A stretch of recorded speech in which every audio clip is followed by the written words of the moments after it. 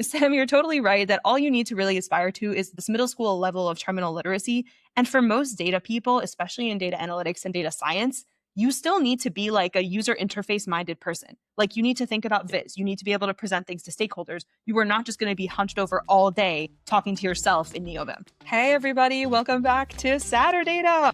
It's been a while. It has been a long time, but we're happy that you're here. And I think before we get into the topic for today, we want to talk a little bit about how season 1 is going to work. So Sam, why is the second season of Saturdata called season 1? Because we're nerds and we decided that the first season needed to be called season 0, and then the second season will be called season 1. So just remember, whenever we refer to a season in Saturdata, it's 0 indexed. Yeah, that's exactly right. So for all the programmers out there, we've 0 indexed our podcast just for you. Right. And yeah, last season, season 0, we talked a lot about data career skills. And this episode is going to be a lot more about technical data skills. But there's also another area of skills that we wanted to focus on for today called auxiliary data skills. And I think Sam had a lot to say about this. So Sam, why are these important and like, what are they? To put it simply, they're important because you need to tie things together, right? You have to stitch the individual pieces of your workflow together. They can't just be piece A, piece B, piece C, right? It has to be piece A flows into piece B flows into piece C. And that flowing into is what we're going to talk a little bit more about today. Everything is a data pipeline. Literally. Everything in my life works like a data pipeline. The way I think, it's all just data pipelines in my head. Once you see it, you can't unsee it. Yeah. Yeah. So go ahead. I was about to say, so we're going to talk a little bit more about what they are. Like, what are they? We'll give some examples, and we'll talk about why we might want to use those things. And we'll talk about kind of how I might give some examples too about how I've leveled up in my career through being able to utilize these things better. Yeah, that sounds really great. And before we get into it, I also just want to talk a little bit about how each of these topics and each of these episodes is going to work for this season, because we're doing something a little bit different. So last season was very classic podcast, just watch an episode and that was it. But because we wanted to focus on deeper technical skills and also be able to give you the podcast that you're expecting, we decided to kind of do both. We're gonna go through a bunch of topics from auxiliary data skills to SQL to Python to data viz. And when we cover these topics, we're going to do like a shorter episode that is us discussing and yapping about the topics, all the takeaways and the lessons learned around that topic. And then we'll do a longer episode that could be both of us, could be just one of us, going through an educational notebook and sharing our code with you line by line to help you get a lot deeper into this topic. And so that way we can have this kind of chill podcast conversational vibe. And then we can also have a more tutorial-ish type of video that helps you actually see all of these skills in action. Yeah, we were really trying to figure out how to present this information on a technical level without trying to have a podcast where we were sharing our screen. We felt like that just really wasn't going to work for the vibe of what we're going for here. So splitting it up and having two different pieces of content around the same topic felt like an easier thing. And then you know where to go, right? If you just want to listen to the topic, you can come here and listen to the topic. If you're like, no, I'm sitting at my computer, I want to see what you're doing and how you're doing it, then go look at the deeper dive that we'll have available for you. Yeah, exactly. And I think nobody really wants to watch a podcast with a screen share and have us here, hey, can you see my screen? You know, we don't need that energy. The really 5-second awkward time in Zoom when you first share your screen and you're like, can someone let me know when you see the screen? And then no one ever lets you know. And so you just have to assume that they see your screen and move on. Yeah. No, exactly. So auxiliary data skills, what about them? So they're not programming languages, but you mentioned that they are kind of the glue that is holding all of your data and other programming tools together. So what are they really? What are they really? Bash scripts, for one. We'll talk a lot about different things, but bash scripts, Docker files, Docker in general as a tool, containers are very good for this type of things. Dev containers, if you work in something like VS Code and are familiar with Microsoft Dev containers, are very helpful for this. Makefiles, which I'm now transitioning to task files, also very common to put a bunch of these different steps together. And it's really so you don't end up with a 2,000 line README where you're trying to onboard someone onto whatever it is that you're giving them. And now you have this obnoxious README where you're like, okay, now I need you to run this curl command that will install brew and like you just skip all of that, throw it into scripts, which then get into make files or task files, and you can automate a lot of that headache that you might put your end users through trying to onboard to something that you're building. Totally. Where like if I went through the README, I might as well just take the same amount of time and build it myself. At that point, or just have Claude build it for me. Yeah. Yeah. So I think you're talking about this almost on a higher level. I want to break it down even more for like people who are closer to an absolute beginner in this area, because all of Okay. that can sound really intimidating. And before you get to full bash scripts, which are scripts of commands essentially, and before you get to Docker files, which is like putting your machine on someone else's machine, before you even get to that level, you need to understand the core of what those skills even are. And that has Yep. to do with Yep. things like terminal literacy, knowing basic commands. How do you get around your computer with just your keyboard? Dependency management, understanding like, okay, this project work, why doesn't that project also work? It's because like they have different versions of the packages that they're using, and you need to understand how to manage that. And then we'll also talk a little bit in this about like how to understand if your tool is up for the job, or if you need to actually say, this tool is not doing what I need. Let me go look for something else. So it's really just kind of thinking like an engineer.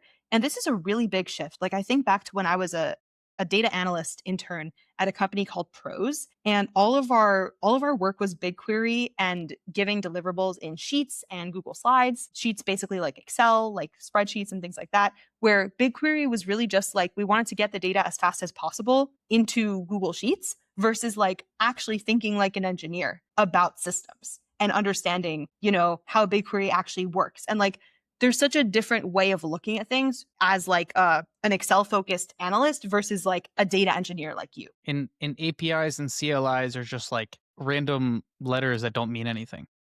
Yeah, no, exactly.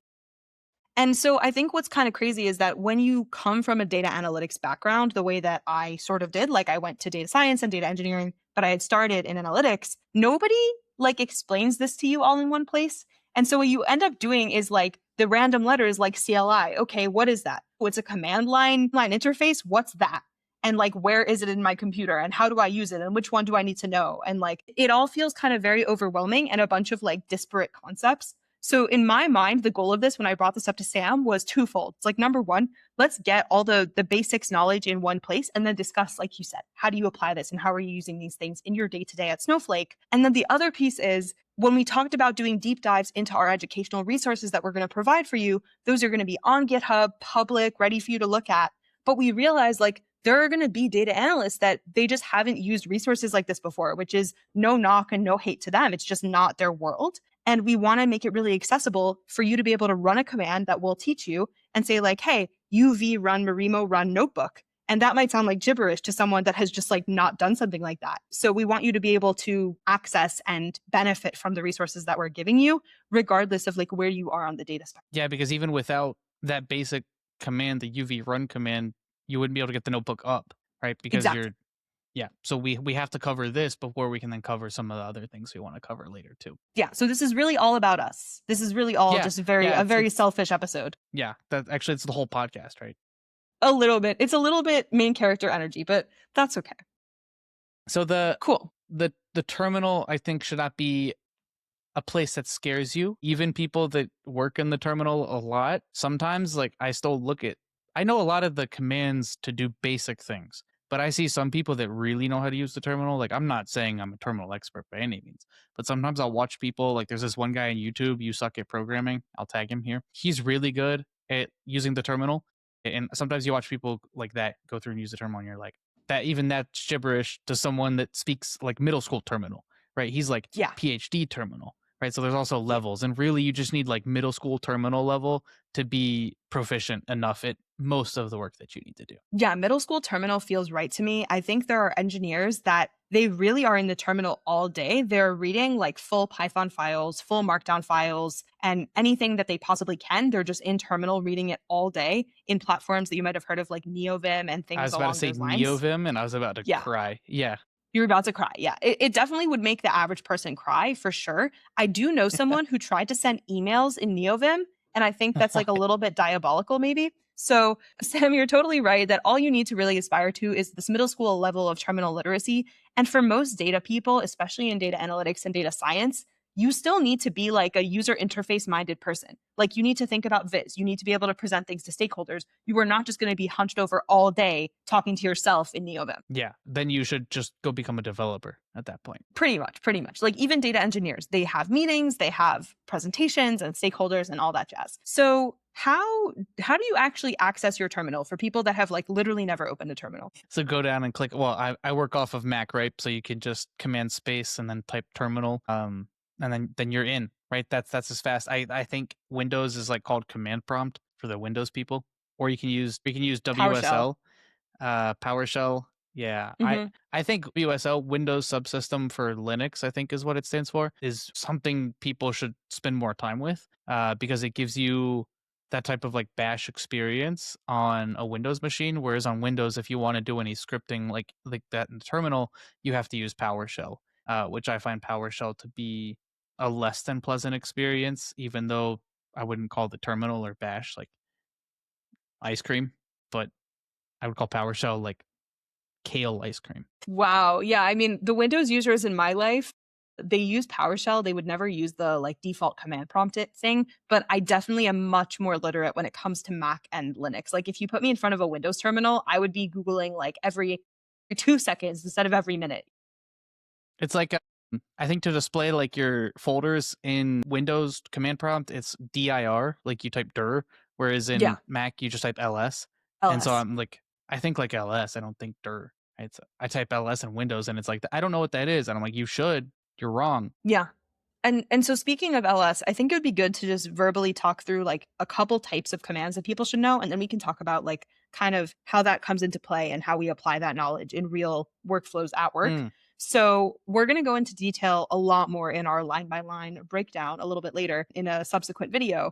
But the basic things that people need to be comfortable with in terminal to get that like middle school diploma in terminal literacy would be things like navigating files. And so the way I thought of this in the beginning is like every time you click a button on your computer, that is just running terminal commands for you. So like it is just telling your computer the thing that you can tell it directly, which is the terminal command itself. So when you're navigating around, you'll be doing things like, okay, I'm in this folder. I want to click into the next folder. And that command is cd, which stands for change directory. So that will get you into a new directory, whether that's going up in the chain, down in the chain, a sibling in that level of the directory. It's all cd. And then the ls command that Sam talked about stands for list. So if you want to know all the files that are in a directory, you can do that. And then if you want to know which directory you are in right now, which I use a lot because I'm constantly lost both in my computer and in the real world, I'll use the PWD, which is the present working directory. I think this is also just part of demystifying. Like we don't need to go into detail for every single command, but like demystifying of like, okay, it's not gibberish. The ls stands for something and like the cd stands for something. And it's just me doing something. It's just me taking an action on my computer. And sometimes just like that makes it a little bit less scary for people that don't use this. Yep. Yeah, and there's one big thing too when you're working in doing like the CDs or the LSs, you can always tab autocomplete things. So you can start typing a word, you can type like CUS and then you can tab and it'll pull up all the files in the directory or directories in the directory that have the CUS prefix, assuming you're probably trying to type customer, right? If there's only one, it'll autocomplete the whole thing. But if there's multiple, it'll autocomplete up to where it has to make a decision, and then it'll let you type another letter, and then you can hit tab again to keep going. So I think the autocompletion in the terminal, at least again, this is a Mac experience. I'm assuming it's same in Windows, is like very solid for looking like you're a magician to when you move around the terminal. If you know how to use tab and you can use it quickly, like I think that's where you start looking like you're at least like in 4th grade, right? You're like, yeah, okay, definitely a hacker man in 4th grade. I can move around the terminal. Yeah, and I think that's another thing that we were going to get to later, but I can kind of bring up now is like so much of clicking in a UI, it's just what you're used to on a computer. But once you get into programming and terminal navigation, it becomes like insufferable almost because clicking is remembering where things are. So you are like rote memorizing, okay, click here, click here, which is not only inefficient, but also like not easy to document. So if I want to remember which files are in this folder and I have tab autocomplete in my terminal, I just type the letter A and I click tab and see what's there. I don't need to remember that if I click this folder in this specific app on that corner of the screen, it will take me here.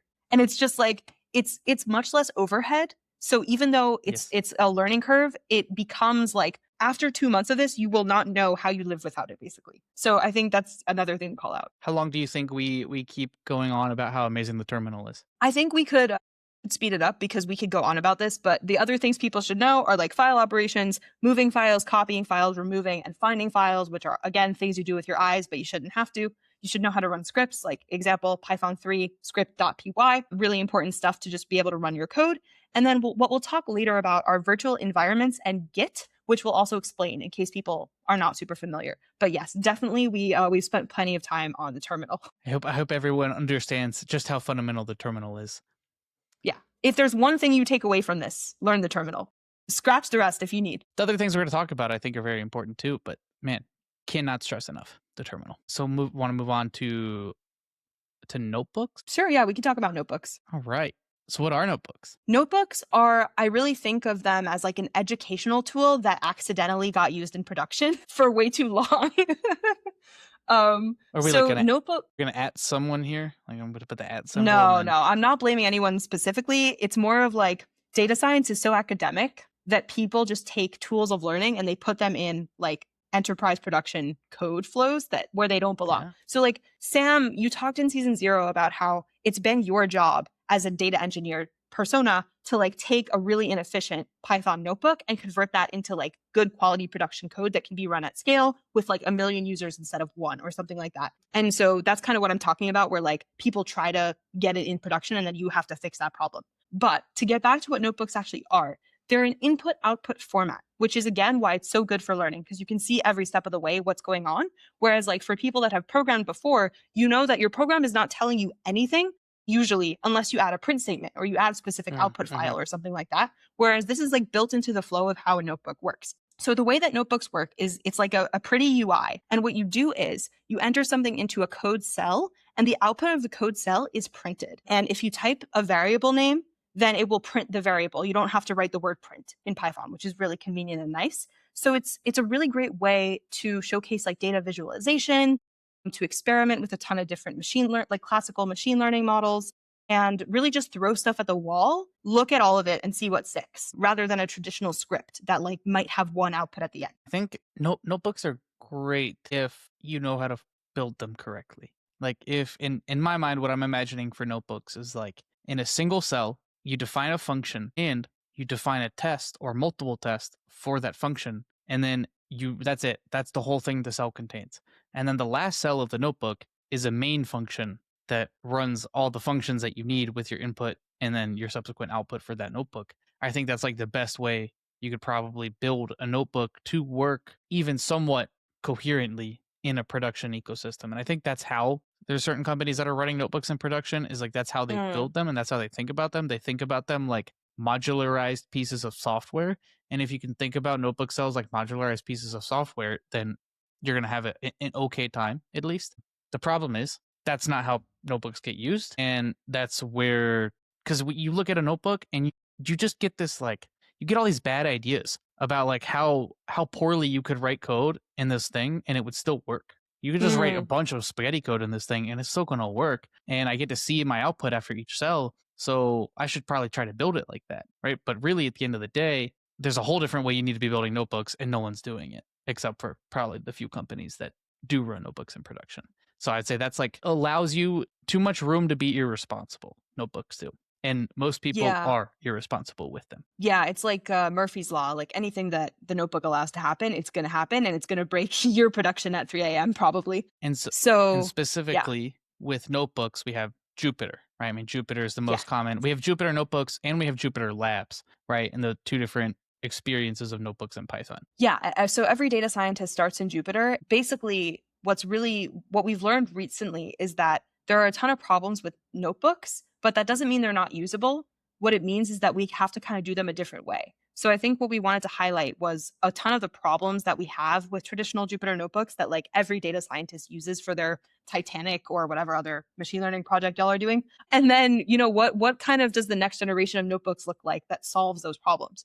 The one thing I did want to add that we forgot to mention is that the reason notebooks are so great for education is because the input and output cells that you have, they're not only code. they're also markdown. So you can have all of these notes and documentation and like little visuals and things between. So like you can literally compare four models, then create a markdown cell and say like, okay, how did this model go? Does it align with my business objectives? And like leave notes for yourself, which it sounds like it's not that different from comments, but it's really, really different as an experience. So just trust me and you'll see it in the notebook. So what are some of the biggest problems with traditional Jupyter notebooks and how can we approach solving them? So one of my biggest issues when I worked a lot in Jupyter was, I'm primarily writing Python code, right? But my data sometimes the people reading over this notebook don't know Python super well, and so you want maybe like an easy way to interact with the code, maybe SQL, right? If I could probably do it in SQL, I could communicate what I'm trying to do a lot better to the audience that I know is going to look over this notebook later. If they are going to look over this notebook later, it's a whole different thing we can get into. And I want to be able to use both, where I can do Python to maybe like bring the data in. Maybe there's some things in Python and the APIs like in polars and pandas that are cleaner and easier to do than necessarily in SQL code. And so I kind of want to like choose between Python and SQL, which one I want to use while I'm working through a notebook, as well as adding in that markdown as that extra form of documentation, right? And that in notebooks is just so hard, right? I mean, I wouldn't call it easy in like running Python scripts either, but I would say at least in the script world, we could do other things that make it easier. But in notebook world, it's like a nightmare. So at least that's been one of my main issues with notebooks. What about you? Yeah, I think that's a really good one. And I think also with the experimental nature of notebooks, you're just constantly trying stuff and like not cleaning it up. So what happens a lot of times is you'll create a bunch of variables and then like the cell that initializes or declares the variable ends up like being gone or you overwrote it or something. And then when you go back the next day and you run the whole notebook again, you have a bunch of errors and you're like, oh, well, I forgot to define this one, or like I reassigned that one, and it ends up being really hard to track. And then the other thing is something we touched on a little bit that I think it would be good to take a deeper dive into now, which is dependency management and dependency conflicts. So the Python, the IPython kernel, it's called, and that is essentially like the runtime that runs your Python code in a traditional Jupyter notebook. That is using like its own whole Python ecosystem. And like if you research this, you'll see there's like Anaconda and there's like so many different ways to like spread out and mess up and decentralize all your Python that you're using in a notebook. Yes. And it can get really annoying because it's like, oh, I installed polars on this Python, but not on this other Python. And like, I don't know which Python is being used right now. And sometimes like if you're using anything like UV or PyEnv, and then you like, even if you think you did everything right and you activated your environment, right? And then you open up the IPYNB file type in VS Code or in Cursor or wherever you're working, and then you try to execute a cell of the Jupyter notebook, it's like, hey, the environment I'm in doesn't have the IPy kernel, and then you don't know if like, can I hit the install button right now, or is this going to install it like globally, or like where is this going to install if I click the install button right now? So it's all like it's kind of a nightmare at that stage. It's a total nightmare. And to give people the full picture of how bad this is, I think we could take a little step back and just go over like what are these virtual environments and what are these kind of dependencies that we have to manage. So I can start off and just like pipe in whenever you want, Sam. So when you're starting out programming, you think, okay, I have a computer. I'm going to install stuff onto that computer. Great, simple, easy. Unfortunately, that's not the world that we live in. And the reason that we can't just live in that world is because projects demand different versions of languages and packages sometimes. So like, let's say I'm working on two separate Python projects. One of them demands package version 1. The other one demands package version 2. I physically cannot run both on my just like single environment, which is my computer, right? So what we do is we say, instead of that, we're going to do something called a virtual environment, or sometimes you'll see VENV for short. So you'll see that everywhere. And that basically means I have this like mini isolated computer that I can now install a bunch of stuff onto. And I have another virtual environment that's completely separate. So that way I can run project 1 in this environment, and then I can run project 2 in this other environment. And the reason we do this is because if we try to run them all on like what Sam said, the global, like the main computer environment, we're going to get something called a dependency conflict, because this project wants version 1, this other project wants version 2, and they're mutually exclusive. So that's like the problem that we hit in Jupyter and the problem we hit in code all the time. Actually, when we were prepping for Saturdata, we ran into a project that we were thinking about sharing with y'all, and we nixed it because the project had 2 separate virtual environments. And we were like, even this is just like impossible. Like, we don't want to deal with this. It did. It had, yeah, it was like the greater level was like nothing. And then there were two different sub levels, and each one was using a different virtual environment. And it was very confusing. Yeah, So exactly. Go ahead. my experience with the other thing about virtual environments, so is it's like half the conversation, or maybe a quarter of the conversation. I don't know, because on top of virtual environments still build on my machine, and my machine might not be compatible with your machine, right? For what we can run. So virtual environments, if you understand the concept of containers, it's just like a different containerization concept, but it's localized to your computer. Whereas containers in general allow you to move across different computers, but maybe virtual environments are the better thing to focus on, and then back out to something like Docker containers. But either way, it's this whole issue of isolation, and this whole issue of it worked on my laptop. Like, why doesn't it work on your laptop? Or, yeah, it works. It worked on this other project. Why is it not working on this project on the same computer? And that's when you start getting into these dependency issues. That's where I found out about so many years ago. That's where I found out about poetry, right? I think that's what I moved off of Conda and moved into poetry. And I think poetry like was really good for a while, but then realized that no one runs things in production with poetry. So I had to leave poetry eventually and go back to pip, because in pip and like Pyenv I was on for a long time. I thought that was like the best way to manage environments. And then I used pip within Pyenv, and I thought that worked out really well. But then UV comes along, right, and destroys everything. And now there's only one tool.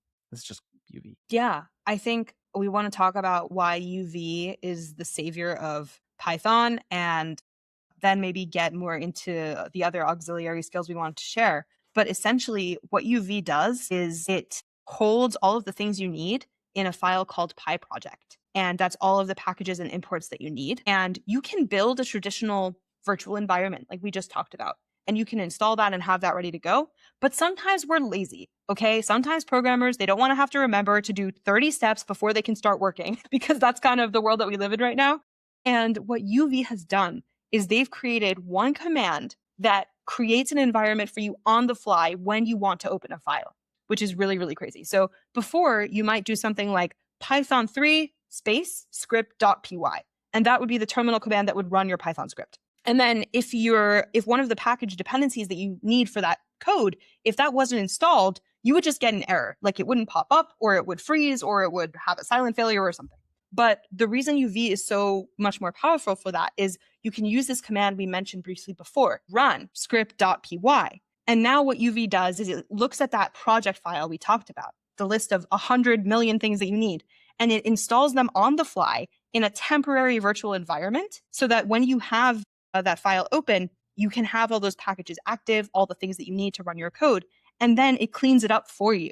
So there's no weird leftovers or like any files that you don't know how they got there. So what UV has done is it's created great workflows for like enterprise teams building stuff, and also great workflows for the individual developer who just wants to run something and not have to think about it. And like, this is why software engineers, they just want tools that make things easy. They seem really deep and nerdy, but they actually just want one command that does everything for them. Most software engineers are in, not just software engineers, just like even data people, right? I mean, we're unbelievably lazy, right? So what can we build that allows us to be lazy, but in a way that's still productive and correct for all the things that we know we need to be doing, right? And then that goes in back to terminal skills, right? And these auxiliary skills are so important for making our lives easier every day. And UV is one of those things where it has the combination of simplicity and fast, right? It runs fast. It's built in Rust. It's a compile, like it's just a wrapper around Rust cargo, Rust crates that compile instead of interpret. So UV is amazing for speed and simplicity. Yeah, and another good thing to call out is like, usually with new tools, there's some sort of trade-off of like, oh, this thing is almost as good as this other thing, but now you've lost some like core functionality that you depended on. And with UV, it's a wrapper around a faster language. So you're not losing anything. You're just doing the same thing quicker and faster, and you don't have to use your brain. So and definitely, let's be lazy the right way. Dependency management for you too. Yes. So it makes sure that you don't have conflicting versions of if I got pandas version 1 and numpy version 10, like it'll make sure that they talk to each other correctly, right? And then if I need to move to numpy version 11, do I need to move to a different version of panda? Like you don't have to think about that. Like UV thinks about that for you. UV makes sure that everything you have works together. And so it's amazing. You run the UV sync command to get all your dependencies up to date. And then it will say, oh, there's a conflict here, or you have to worry about this thing, but you didn't have to find that out. It told you. So that makes your life a hell of a lot easier. So I know that we wanted to keep these a bit shorter. There are two things that I really want to still touch on because we could yap. Again, we can yap till the end of time. So the two things I want to still touch on is I want to talk about Git, and then I want to, of course, end with Marimo, which is a really cool new notebook tool that we're going to be using for our resources that basically solves all the Jupyter problems we mentioned earlier. So Sam, you want to tell us a little bit about Git and why it's absolutely essential? Where maybe like, if you take one thing away, you should take away terminal, but also you should take away Git. Yeah, 100%. I've worked on teams as a data scientist before that didn't even know how to leverage Git, and that just causes like so many nightmares. Like I'm not even talking about like they didn't know the best merging methodology. Like they didn't even know like Git init, right? Like I mean, like we're so far beyond. Okay, so but not for anyone listening. If you don't know Git init, it's fine. So here we go.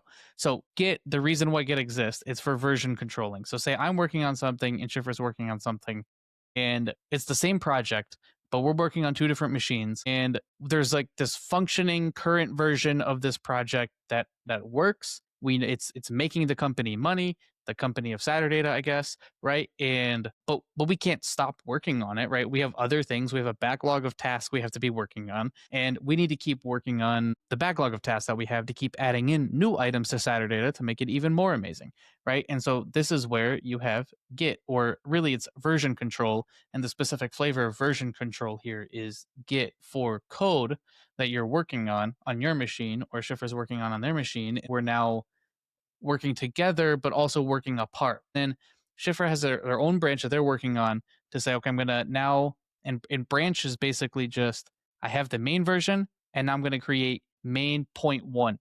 And then Sam's going to create main point B. And we're working on two different versions of the main project. As the main project moves along here, we have two different versions of it. And then we're eventually going to bring Shift's version back into the main branch. I'm going to bring my version back into the main branch. And then there's different things that come with that, right? When you get into like, what if Shift and I both edited the same file off of the main branch, and then you get into like, okay, now we have to resolve a merge conflict. But really, it's the ability to keep working on this product that's making us money, keep improving it, while also at the same time knowing that I can write my test, I can write my new code, I can execute things, but not against a production instance, which then we have the idea of also like environment separation of development and production. But really, we can be working on and developing something, testing it, and then once we're sure it works, we bring it back down right into that main product version that's working for us, right? I'm sure there's a lot of things I missed in there. There's a lot of depth we could go to, but I'm trying to keep it like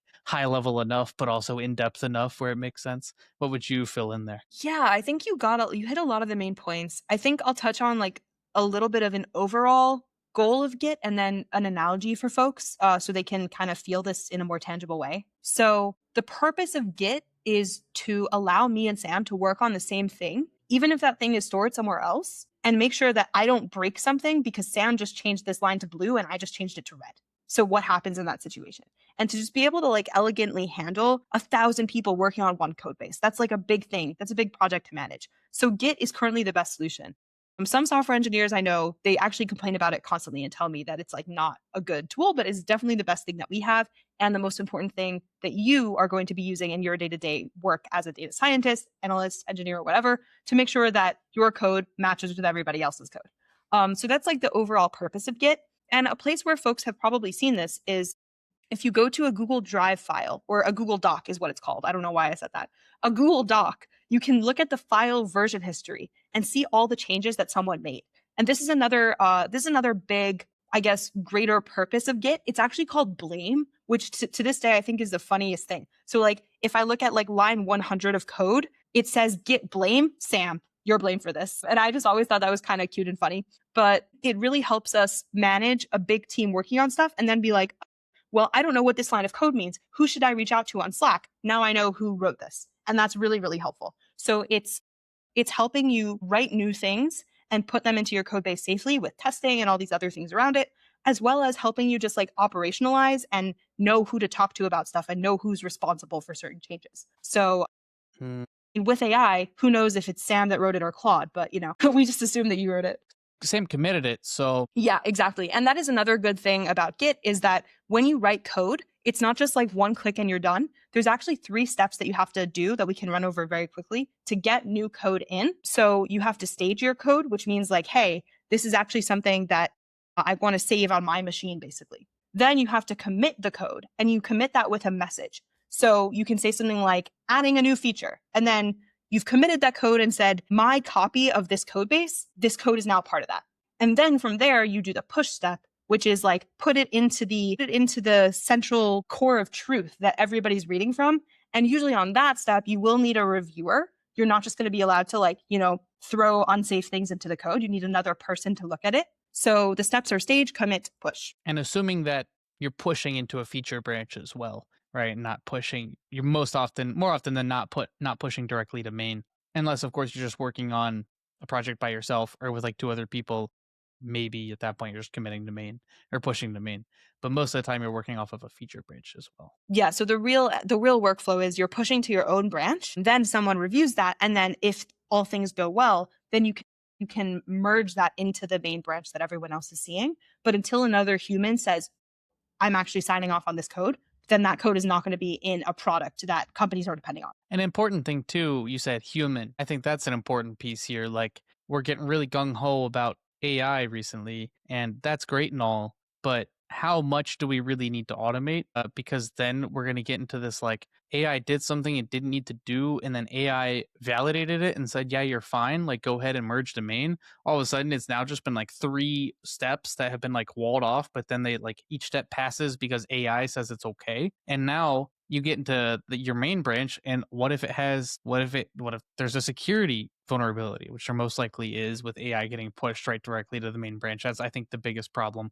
And there's other issues too. I think a lot of times with Git, it's the whole purpose is to put human in the loop to stop other human that was also in the loop from putting something in that they didn't need to be putting in. And if we just let AI control all of those walls, then how much can we really trust it? Yeah, it's a really good point. And this is actually a conversation that I had with my founder at a Q&A last week, where we talked about how there are so many startups in the Bay Area, like CodeRabbit is one of them, that is trying to AIify code review and have your reviewer be an AI, which, as you're saying, can lead to like many bad outcomes that we'll see in news headlines until people deal with this, basically.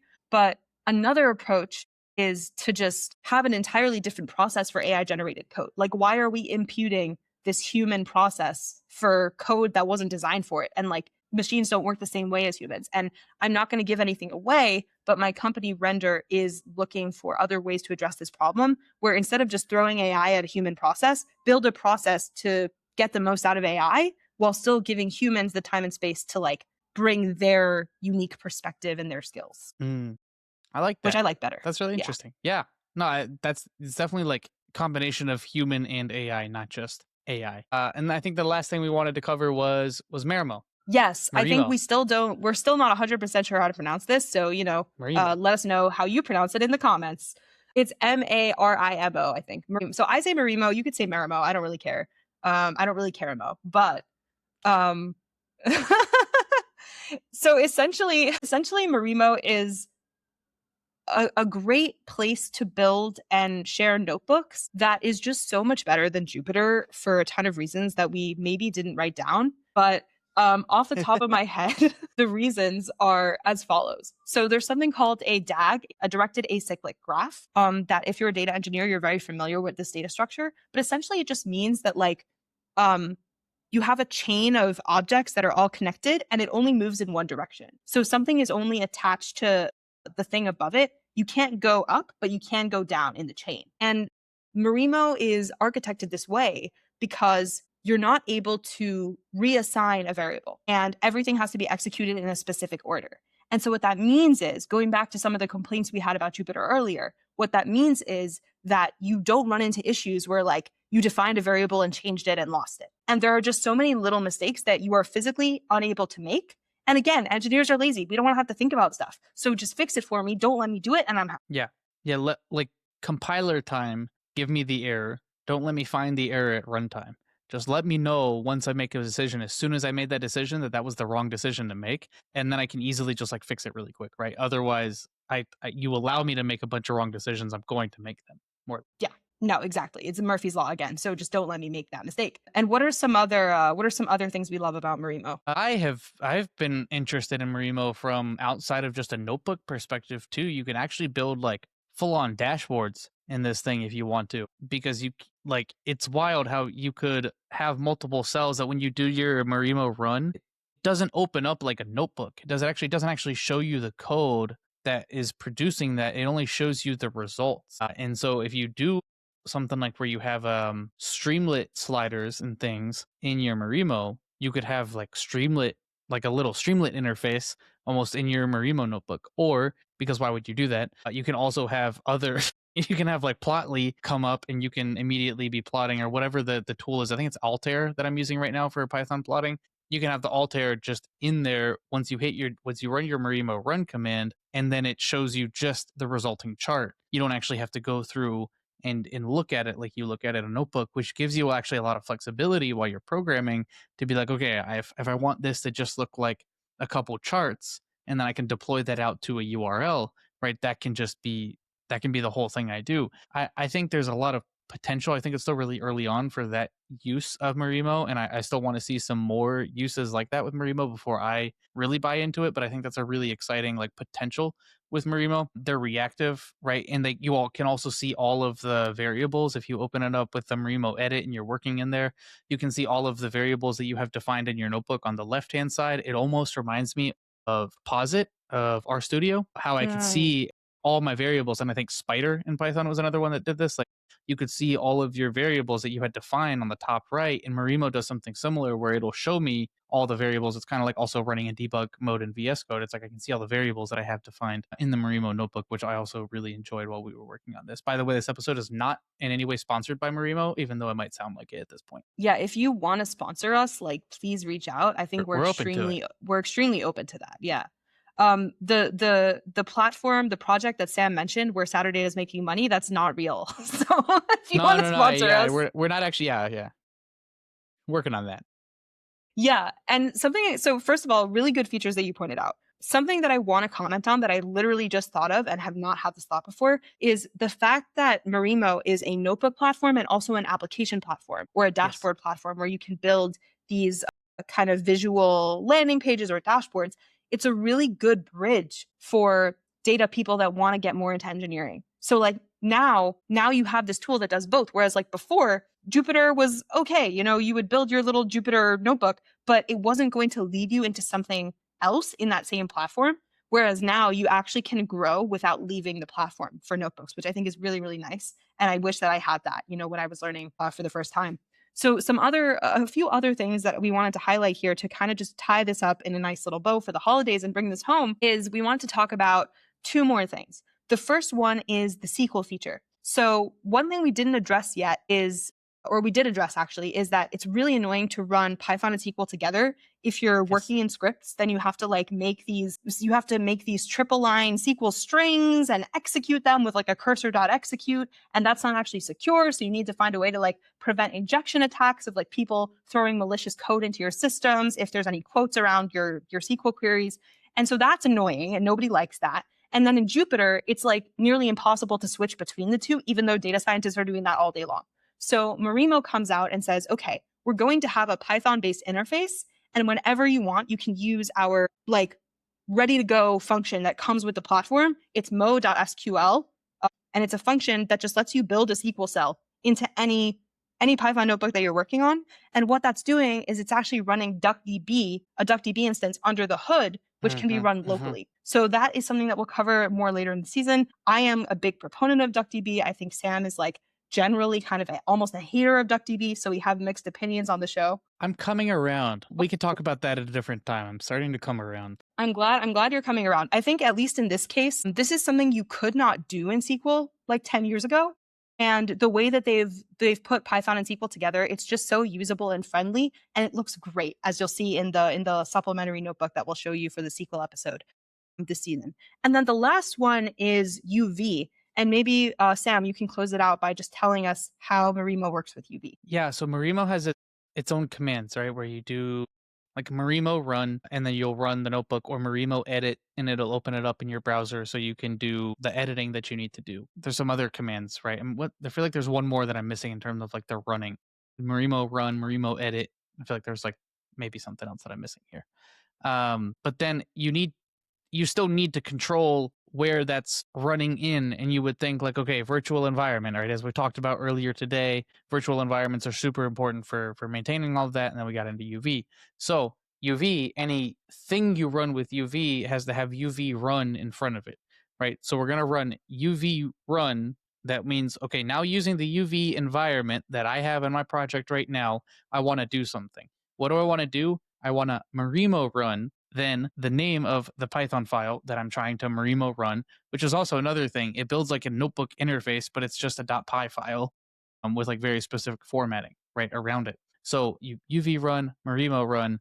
Now you've got the benefit of knowing that you're working in a secure environment, that you've got all your packages up to date, everything's good, everything's isolated from a package level, and then you're working in a notebook that allows you to not make as many mistakes, like as we talked about with Jupyter, and kind of the whole benefit of Marimo anyway. So you get really, really good, I want to just say like abstract ability to then you could send that to a different machine and be 90% of the way there to knowing that it'll just work on the other machine that you're trying to get it to work on, because it's Marimo. It's going to run whenever the person opens it up because you sent it to them. It was running. It's still going to run when they open it up. You've used UV. If they use UV too, they're going to have all the right packages. You've nailed like 90% of a deployment on something just by using UV and Marimo together. There might be some other things, like there might be a container part to that or some Docker stuff, but really like that's a majority of your work to be able to know that this code is going to work on this other person's computer, which is huge. Like time savings when you're working in data science and you're working with a bunch of people that don't necessarily know or care about all the best practices for isolation and environments and things like this. If you just use the right tools, then they don't have to worry about it, right? The tools abstract out that knowledge for them. Yeah, some really good call outs there. I really like the call out that we also didn't mention yet, that Jupyter notebooks have the file extension .ipynb, .ipython notebook, and that's annoying and actually unreadable. Like if you try to open that in a regular like browser or in like VS Code or something, you're just going to see this JSON like structure that's just really, really difficult to parse. Whereas again, the Marimo notebooks, like you said, they're just Python files. They're visually easy to look at in code form as well as in UI form. So that's a really good call out. And also that, like, again, it's just bringing those good engineering practices to your data workflow in a way that you don't have to think about. So it's just, yeah, it's really good all around. So I want to just kind of close out by summarizing everything we talked about today. And you had a really hard truth that you wanted to end with here that I think is a really good takeaway for people. Do you want to drop it on us? The outro line that we talked about? I think that's what it was. The outro line was, the difference between struggling and shipping is rarely syntax. Well, I like that one. What I liked actually more is you had said that the difference between a senior engineer and a junior engineer in the data space, it's not that the senior is necessarily better at SQL, because they're actually going to do less and less of that over time. They're better at all of these skills. They're better at everything around the SQL.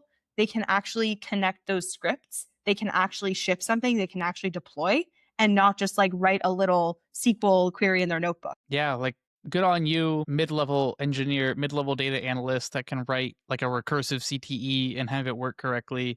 Like really good on you. I can connect all my systems together, right? And I can have them run in a pipeline that's coherent, right? I maybe didn't run the recursive CTE like you did, but I have a dashboard at the end of it that I can show, not just like sharing my screen on some SQL code. Yeah. No, yeah, I think that's... you can ship by yourself. Yeah. Yeah. That's it's really powerful stuff. And so the things that people need in that case to kind of grow to that place is you need the terminal, you need to understand deployment through containerization, some basics with Docker and maybe even a little bit of Kubernetes, which we didn't really talk about either of those in detail, but things like makefiles and understanding how to make it work on someone else's machine. From there, you absolutely essential, cannot stress this enough, you need version control and Git so that you can work with others and not just work alone on your local machine, that if you spill orange juice on it, then all your files are gone. That's not an acceptable way to work in 2020, whatever year we're in. And then you also need to understand about virtual environments and isolating dependencies and knowing how to fix your projects. Like Sam said, so you can just share it with someone and it just works. And then the last theme that I think we could end with is all of these skills are valuable because you notice when they're missing. But when they're not missing, when you're strong in these skills, your stuff just works. And just like you don't want to think about this, your end user doesn't want to think about any of this. So make it just work. Or your teammates, like they just want to be able to pull it up and know it's going to work. Amazing. Yes, this was there's a lot of things, and we just covered kind of the top of the iceberg, right? I mean, this iceberg runs very deep, and there's a lot of other tools we could talk about. Containerization is something we didn't kind of hit on a lot, but yeah, huge element to that reproducibility and the isolation between machines, even at that point. Where are we going from here? What's it going to look like in the next couple of weeks? Yeah, great question. So as I mentioned, there will be a deep dive on all of these topics, seeing all these commands and how they work. I'll probably be sharing that with y'all. And then from there, we'll move on to lots of other data topics like essential SQL, essential Python. We'll talk about data viz frameworks, and we'll also talk about any and all technical data skills that you need to know. Okay, we're gonna challenge polars, pandas, and DuckDB, and see which one comes out on top. Well, yeah, everyone People start should put their placing your ideas bets. in the comments. It's probably pandas, right? It's probably Yeah, that's what everyone's favorite.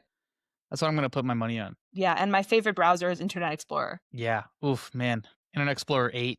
It's the best one. I love that you have a version. Well, this has been the first episode of the second and first season of Saturdata.